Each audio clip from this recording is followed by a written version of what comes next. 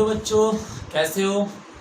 तो आज हम 12th क्लास का लेक्चर 4 लेकर के आए हैं। थोड़ा सा लेट हो गया, उसके लिए बेटा sorry. Electric charge and field हमारा चैप्टर चल रहा था, जिसका लेक्चर 4, जिसमें आज हम पढ़ेंगे electric field and electric field intensity के बारे में। ठीक है, क्या होता है, कैसे फॉर्मूला निकलता है उसका, और उसके बेस पर कुछ न्यूमेरिकल्स। स्टार्ट करते हैं बेटा। सबसे पहले हम इलेक्ट्रिक फील्ड देखते हैं। What is electric field. देखो, फील्ड वर्ड से समझ में आ जाता है कि कुछ एक स्पेस की बात कर रहे हैं, कुछ एक स्पेस की बात कर रहे हैं। फील्ड वर्ड से तुरंत दिमाग में आ जाता है कि कुछ एक स्पेस। लाइक आपने 2 साल अगर पहले पढ़ा हो मैग्नेटिक फील्ड, क्या बोलते थे मैग्नेटिक फील्ड में, कि मैग्नेट के चारों तरफ कोई स्पेस जिसमें उस मैग्नेट का इफेक्ट होता है, फोर्स ऑफ अट्रैक्शन और फोर्स ऑफ रिपल्सन होता है, उसमें उस फील्ड को बोलते हैं क्या, हम मैग्नेटिक फील्ड। तो बेटा आज हम इलेक्ट्रिक फील्ड उसी वे में समझेंगे। क्या कहेंगे कि किसी एक चार्ज के चारों तरफ, किसी एक चार्ज के चारों तरफ एक फील्ड, ऐसा फील्ड जिसमें उस चार्ज का इलेक्ट्रोस्टैटिक फोर्स ऑफ अट्रैक्शन और रिपल्सन महसूस किया जा सके, फील किया जा सके, that field is called electric field. समझ में आया। चलो तो स्टार्ट करते हैं। इलेक्ट्रिक फील्ड में बेसिकली ये है क्या। Okay, so it is basically ये है क्या, इट इज द स्पेस, जी हाँ, it is the space around a charge, around a charge, it is the space around a charge in which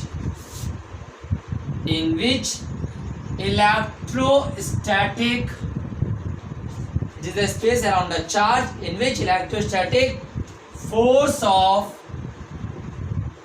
attraction और repulsion, जी हाँ, यहाँ पे दोनों फोर्स देखने को मिलेंगे बेटा। तो it is the space around the charge in which electrostatic force of attraction और रिपल्सन एक्सर्टेड, मतलब ये फोर्स लगेगा ना, तो ड्यू टू द चार्ज, कह सकते हैं हम ड्यू टू द चार्ज, इस चार्ज की वजह से, due to the charge can be experienced, feel करे, एक्सपीरियंस करे, एक्सपीरियंस मतलब समझते हो ना, फील करना उसकी प्रेजेंस को, experience by any other charge, experienced by any other charge. It is a space around a charge in which electrostatic force of attraction or repulsion due to charge can be experienced by any other charge. Like say कि मैं अगर यहाँ पे कोई एक charge रखता हूँ Q और इसका ये एक स्पेस है, कैसे पता ये कि ये स्पेस है, सिर्फ इतने स्पेस में ही इलेक्ट्रोस्टैटिक फोर्स ऑफ अट्रैक्शन या रिपल्सन होगा। मान की सकते हैं बेटा ये एक पॉजिटिव चार्ज है, ये पॉजिटिव चार्ज है, तो इसका मतलब बताएंगे कि पॉजिटिव चार्ज और नेगेटिव चार्ज का डिफरेंस क्या होता है इलेक्ट्रिक फील्ड में।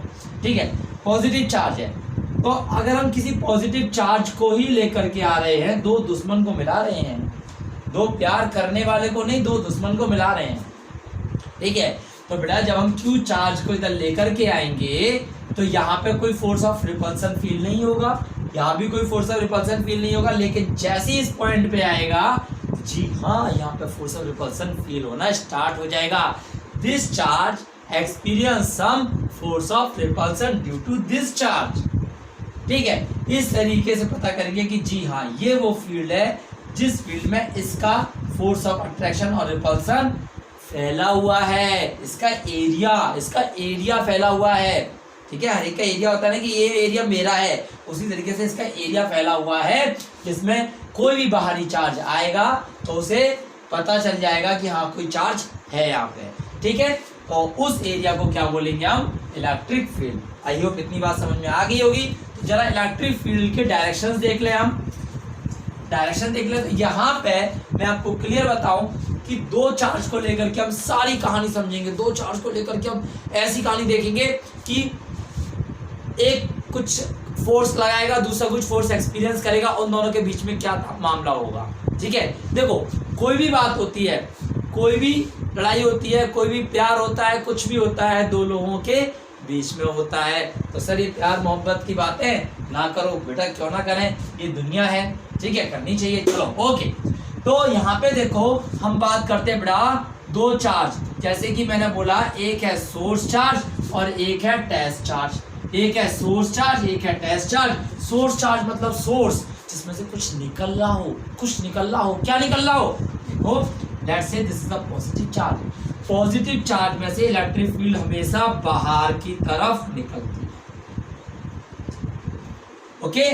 और टेस्ट चार्ज, जैसे इस फील्ड में किसी चार्ज को लाके हम एक्सपीरियंस कराएंगे, किसी भी चार्ज को, उसको बोलेंगे क्या हम? Test charge. तो वी कैन से कि मान लो Q0 एक टेस्ट चार्ज है, इसका इफेक्ट इस पर पड़ रहा है।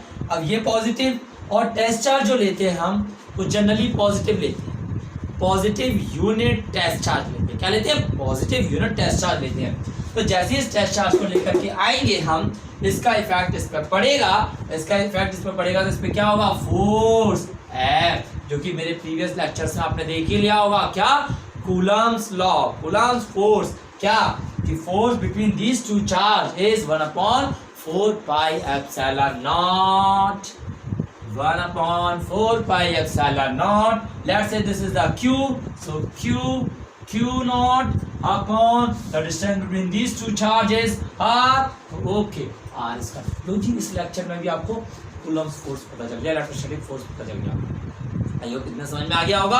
तो यहाँ पे देखो सोर्स चार्ज क्या होता है? जिसमें से इलेक्ट्रिक फील्ड निकल रही होती है, जिसका एक एरिया होता है। टेस्ट चार्ज क्या होता है? ऐसा चार्ज जिससे हम उस इलेक्ट्रिक फील्ड के एरिया को, स्पेस को पता करते हैं कि इसकी हैसियत कहाँ तक है, इसकी औकात कहाँ तक है, इसके बाहर ये नहीं जाएगा। तो अभी तो इतना कह दिया मैंने, लेकिन असल में अगर ये इस पर फोर्स लगा रहा है तो इसका मतलब क्या रही होगी? कुछ ऐसी रही होगी, इतना बड़ा एरिया रहा होगा। ओके। तो ये होता है सोर्स चार्ज और टेस्ट चार्ज के बीच में डिफरेंस। ओके। तो बिना टाइम वेस्ट करे इसी का अगला इंपॉर्टेंट फैक्टर लेकर के आते हैं, and that is called electric field intensity. क्योंकि अगर कोई फील्ड है तो वो कितनी है? कम है, ज्यादा है, चार्ज के पास में है तो वहां कम होगी या ज्यादा होगी, चार्ज से दूर है, सोर्स चार्ज से दूर है तो वहां कम होगी या ज्यादा होगी। कैसे पता करेंगे? कोई एक वैल्यू से पता करेंगे ना। वही वैल्यू निकालने जा रहे हैं हम, वही वैल्यू पता करने जा रहे हैं कि वो वैल्यू कितनी होगी और कैसे निकालेंगे। तो उसी के लिए आता है क्या? Electric field, electric field intensity. क्या आता है? Electric field intensity. उसी इलेक्ट्रिक फील्ड की एक तरीके से वैल्यू किसी भी पॉइंट पे, जिस पॉइंट पे हम निकालने जा रहे हैं। तो बेसिकली क्या होगा? It is the strength of, strength बोले तो ताकत, यस लड़ जाओ। Okay. It is the strength of electric field, it is the strength of electric field at that point. जी हाँ, जिस पॉइंट पे हम निकालना चाह रहे हैं, सोर्स चार्ज से r डिस्टेंस की दूरी पर निकालना चाह रहे हैं, तो r डिस्टेंस की दूरी पे हम पता करेंगे क्या? कि इलेक्ट्रिक फील्ड की स्ट्रेंथ कितनी है। It is the strength of electric field at that point. Okay. So basically ये है क्या? इट इज द जो हमने फोर्स निकाला होगा उसको हम सीधे सीधे पॉजिटिव टेस्ट चार्ज से डिवाइड कर देंगे, निकल के आ जाएगा। तो जी हाँ, देखो क्या है? It is the force experienced by the unit positive test charge, unit positive test charge.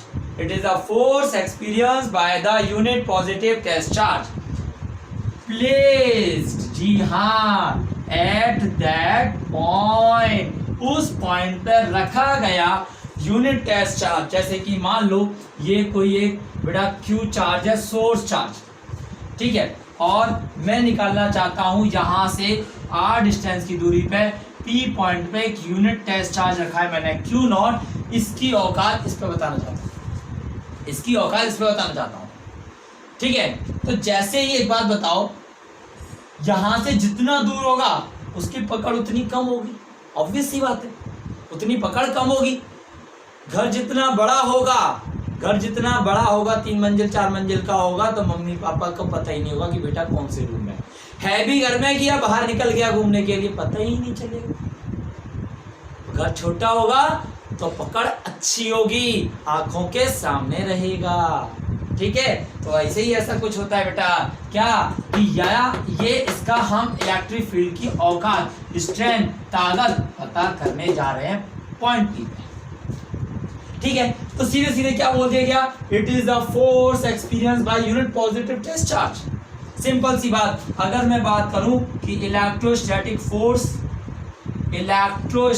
Force at P क्या होगा, 1/4πε0 q naught upon are square. बचपन से पढ़ते हैं ना सब, बचपन कहाँ से पढ़ते हैं, बचपन ही तो है बेटा, बचपन ही तो है, क्योंकि ये तो आप आई थिंक मुझे को जितना पता है कि 10th क्लास में हम प्रॉपर्टीज ऑफ चार्ज में भी पढ़ लेते हैं ना ये चीज, तो वहां पे बस के होता है और क्या होता है। अब आप 1/4πε0 जान गए के को, ठीक है। अब हमें निकालनी है क्या बेटा, इलेक्ट्रिक फील्ड इंटेंसिटी। फील्ड से फील करो फिजिक्स को, electric field intensity at P means E निकालना है। तो ई क्या होता है, F/Q0 according to the definition. It is a force experienced by the unit positive test charge placed at that point. Electrostatic force निकाल दिया हमने, ये इलेक्ट्रिक फील्ड इंटेंसिटी निकाल दिया ये। तो इसका मतलब अगर मैं इसमें पुट करूंगा तो क्या होगा बेटा, Q0 से Q0 कैंसिल होगा, 1/4πε0 Q/r²।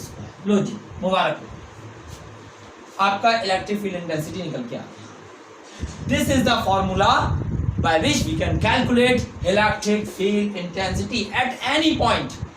बस हमें वहां डिस्टेंस पता होना चाहिए और हमें सोर्स चार्ज की वैल्यू पता होनी चाहिए। कौन सा चार्ज रख रहे हैं, doesn't matter. Electric field intensity किस पर डिपेंड कर रहा है, डिस्टेंस और सोर्स चार्ज पे। कोई भी चार्ज रख लेना बेटा, उससे कुछ फर्क नहीं पड़ेगा इलेक्ट्रिक फील्ड इंटेंसिटी की वैल्यू पे। आई होप आपको समझ में आ गया होगा, ठीक है। सो ये था इलेक्ट्रिक फील्ड इंटेंसिटी बेसिकली, और ये मैंने सीधे सीधे कह सकते हैं कि ये हमने सिंपली क्या निकाल दिया, इलेक्ट्रिक फील्ड इंटेंसिटी। बाती बातों में एक पूरा टॉपिक हो गया बेटा, electric field intensity due to a point charge. लो जी, electric field intensity due to a point charge, किसी पॉइंट चार्ज की वजह से किसी r डिस्टेंस पे एट पॉइंट P पे इलेक्ट्रिक फील्ड इंटेंसिटी का हमने फॉर्मूला निकाल दिया है। सर इतनी बात बता दी तो कुछ और भी काम की बातें कर लें, बिल्कुल करते हैं बेटा। क्या कि देखो, इसकी ऐसा यूनिट भी पता होनी चाहिए, इसका डायमेंशन भी पता होना चाहिए। अब आप 10th में नहीं हो, 11 से 12th में आ गए हो, तो भैया 12th वाला गेम खेलो ना फिर तो, ठीक है। तो देखो, सबसे पहले ऐसा unit of electric field intensity, ऐसा unit of electric field intensity बताना मुझे। E इक्वल टू क्या होता है फॉर्मूला, F/Q0। F बोले तो न्यूटन और Q0 बोले तो कूलम, न्यूटन पर कूलम हो गया, ऐसा यूनिट न्यूटन पर कूलम हो गया। अब डायमेंशन तो तुम बताओगे, मैं थोड़ी ही बताऊंगा, सोच के देखो क्या होगी डायमेंशन इलेक्ट्रिक फील्ड इंटेंसिटी की। फॉर्मूला क्या है, E equal to F/Q0। Force का डायमेंशन क्या होता है बेटा, अच्छा Q को क्या लिख सकता हूं मैं, IT लिख सकते हैं, Q equal to current into time. Force का डायमेंशन क्या है, force is mass into acceleration, mL/t-2।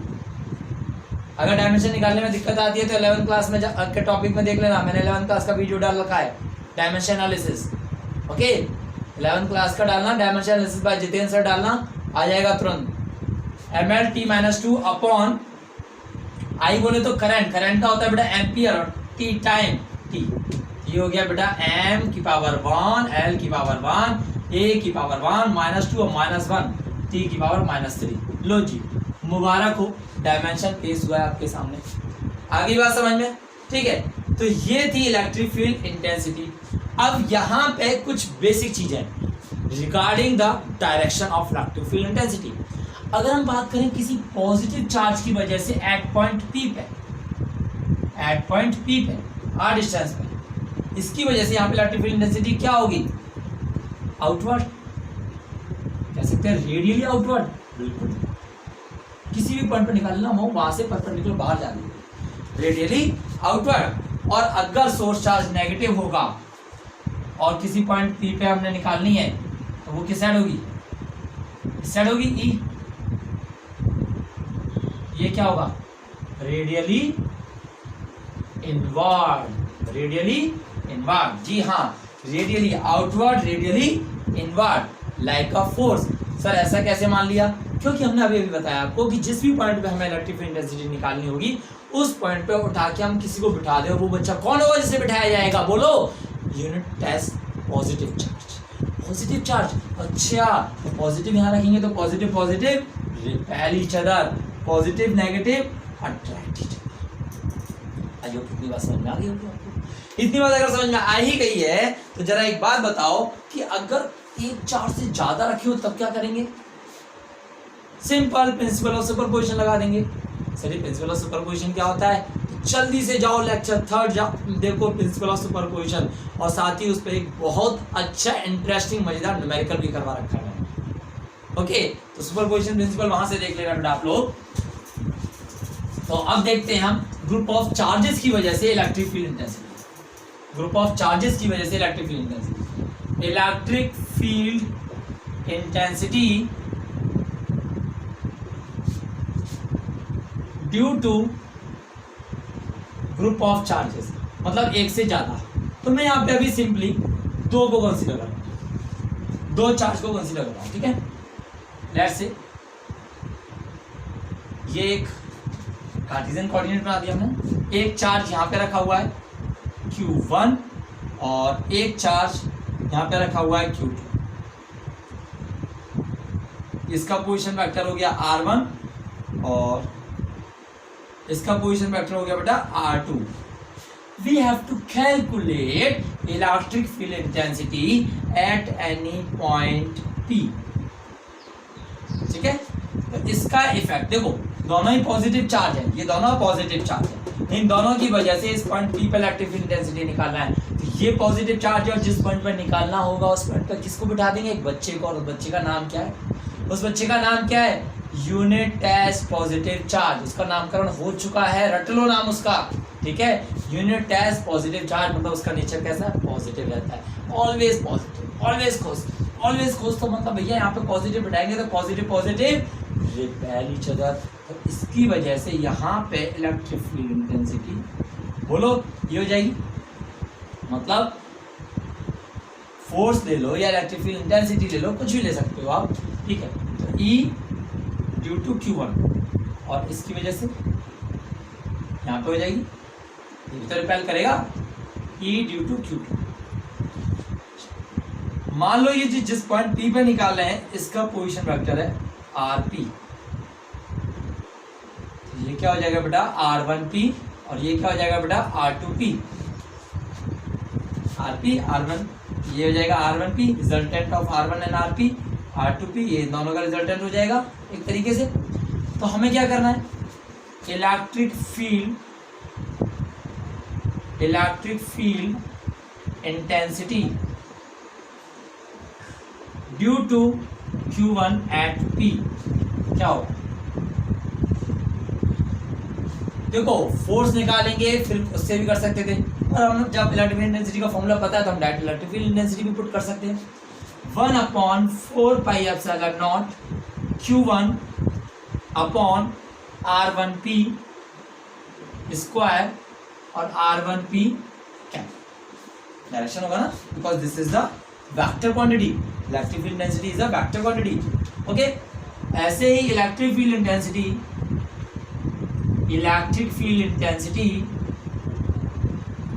Due to Q2 at P क्या होगा, E due to Q2 is 1/4πε0 Q upon R2P और R2 नीचे आ जाएगा R2P स्क्वायर और R2P cap.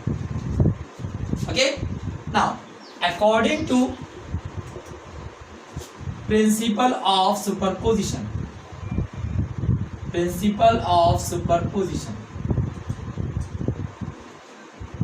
Total electric field intensity क्या होगा बताओ, EQ1 प्लस EQ2 1/4πε0, ये है बेटा Q1 और ये है Q2, ठीक है। Q1/R1P² R1P cap plus 1/4πε0 Q2/R2P² R2P cap. क्या क्या कॉमन ले सकते हैं, 1/4πε0 कॉमन ले सकते हैं और Q1/R1P² R1P cap plus Q2/R2P² और R2P कैप। यही अगर हमारा 2 से ज़्यादा चार्ज की कहानी कह रहा होता तो क्या कर देते, अगर हमारा n चार्ज के लिए होता तो क्या करते, ठीक है। So for n charge system ये क्या बन जाता है बेटा, इलेक्ट्रिक फील्ड 1/4πε0। बताओ Q1 चलेगा, Q2 चलेगा कहाँ तक, Qn तक, तो Q1/R1P² R1P cap plus Q2/R2P² R2P cap plus dot dot dot dot dot Qn/RnP² RnP cap, ठीक है। क्या हम इसमें कुछ कर सकते हैं, हाँ चाहो तो आप बिल्कुल और इसको आसान बना सकते हो, मैथ में मजा आता है सबको तो इसमें भी मजा आएगा। क्या मजा आएगा, 1/4πε0 summation I = 1 to n QI/RIP² RIP cap. This is the electric field intensity due to n charges. Okay, ऐसा सिस्टम जिसमें n चार्ज लगे हों वहां पे हम इलेक्ट्रिक फील्ड इंटेंसिटी इजीली निकाल सकते हैं। तो इस फॉर्मूले को याद रखिए। ओके, यहाँ पे अब मैं कुछ चीजें ऐसी बताने जा रहा हूं जो आपको न्यूमेरिकल्स में हेल्प करेंगी। जैसे अगर आपको चार्ज नहीं दिया हुआ है, आपको चार्ज डेंसिटी दिया हुआ है, तब क्या करें, चार्ज डेंसिटी सर, डेंसिटी सुनते ही दिमाग में क्या आता है, मास अपॉन वॉल्यूम सर, नहीं, चार्ज डेंसिटी है, मास डेंसिटी नहीं है, चार्ज डेंसिटी मतलब चार्ज अपॉन वॉल्यूम, अभी भी नहीं। 3 तरीके की density, linear density, surface density and volume density. Linear density सब बताते हैं आपको, पूरा बताते हैं, ठीक है। चलो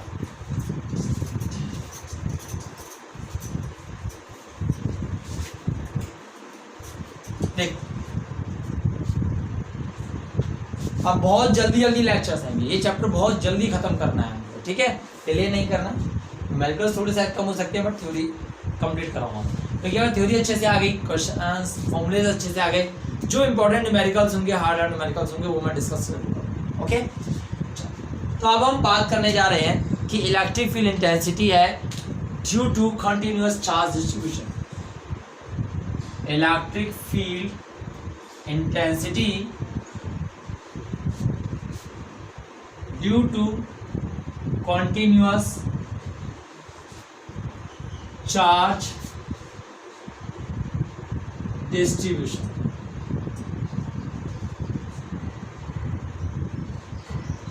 due to continuous charge distribution, ठीक है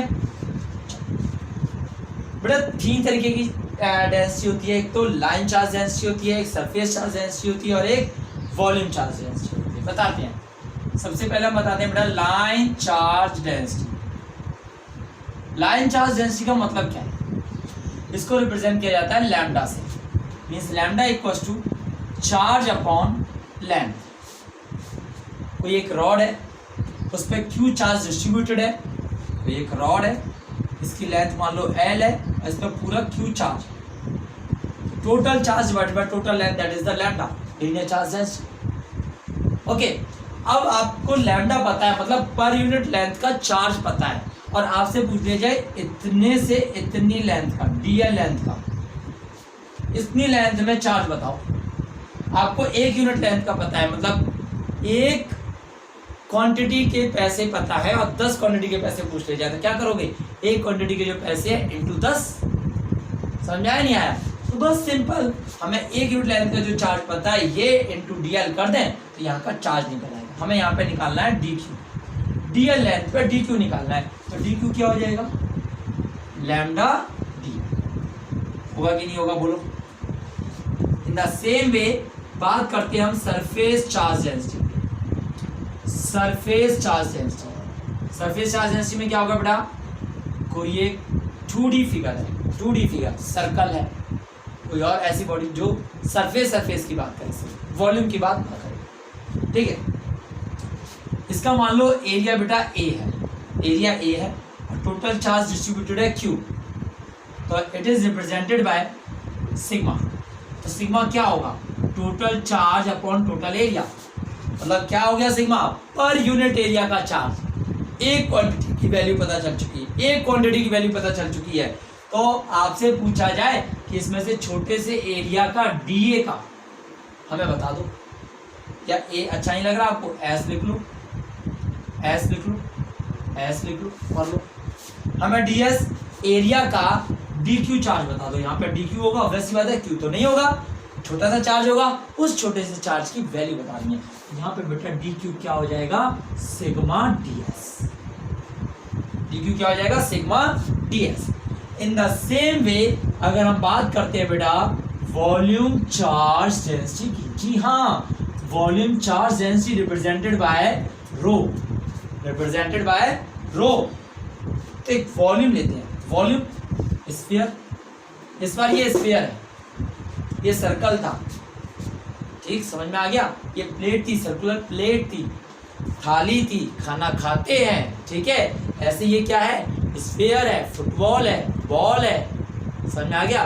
3D फिगर, इसका कुछ वॉल्यूम होता है, इसका कुछ वॉल्यूम नहीं होता, इसका वॉल्यूम होता है। इसका एरिया नहीं, एरिया होता है, वॉल्यूम नहीं होता, लेकिन इसका एरिया भी होता है और इसका वॉल्यूम भी होता है। कितना होता है वॉल्यूम, 4/3 पायर क्यूब। ओके, तो लेट्स से कि this sphere having the volume V and the total charge distributed is Q. Now we are interested to calculate dq charge for the small volume dV. यहाँ पर dq निकालना है। तो एक बात बताओ, रो क्या हो गया, रो क्या हो गया, total charge per unit volume, volume charge density, volume charge density, volume charge density. Surface charge density क्या होता है, charge upon surface. Linear charge density क्या होता है, लीनियर, लीनियर चार्ज डेंसिटी क्या होता है, चार्ज अपॉन लेंथ। ऐसी volume charge density, charge upon volume. तो यहाँ पे आपको ये रो क्या कहलाएगा, एक यूनिट वॉल्यूम का चार्ज है। एक बॉल के रुपए पता है आपको, 10 बॉल के रुपए पूछ लिए आपसे, 10 बॉल के रुपए पूछ लिए तो क्या करोगे, एक बॉल के जो रुपए है इंटू 10 बॉल। समझ में आया, बॉल से याद आ गया सर, क्रिकेट नहीं खेले बहुत दिन से, खेल लेना बेटा, कोई बात नहीं, ठीक है। तो d q equals to rho d. लो जी, एक यूनिट का चार्ज, एक यूनिट वॉल्यूम का चार्ज इंटू जितनी वॉल्यूम का निकलवा रहा है। समझ में आ गया, चलो ये तो होगी बात D Q D Q D Q D Q D Q. अब जरा हम इनकी इलेक्ट्रिक फील्ड इंटेंसिटी निकालते हैं। सो इलेक्ट्रिक फील्ड इंटेंसिटी, या मैं थोड़ा शॉर्ट कर दूं, E due to linear charge density, charge distribution, okay, E due to linear charge distribution. तो क्या होगा बेटा, E इक्वल्स टू, क्योंकि ये क्या आएगा, लैम्डा DL आएगा ना, मतलब DQ होगा ना, DQ होगा ना, क्या करेंगे 1/4 pi epsilon not DQ upon R square, ठीक है। मैं सिर्फ वैल्यू निकाला इसलिए बैटर हटा दिया। और we can say integration of over the line L। अगर आपको सीधे सीधे लैम्डा दिया हुआ है, ये सब दिया ही नहीं हुआ था ना, तो लैम्डा दे दिया कि एक यूनिट लेंथ का इतना चार्ज है, ठीक है, और पूरा निकालना है आप, तो क्या करोगे, over the line L 1/4 pi epsilon not lambda DL upon R square, ठीक है।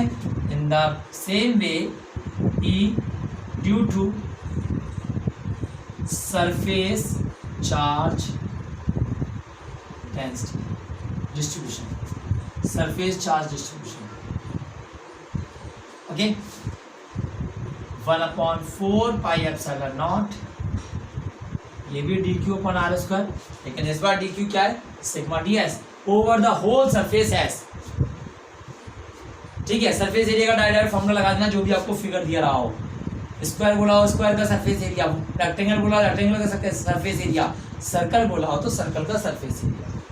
1/4πε0 and dq is here sigma ds upon r। I hope clear हुआ होगा। ठीक है बेटा, मजा आ रहा हो तो शेयर जरूर करना, ज्यादा से ज्यादा शेयर करो, ज्यादा से ज्यादा सब्सक्राइब करो, जितना पॉसिबल हो सकता है सपोर्ट करो मेरे को।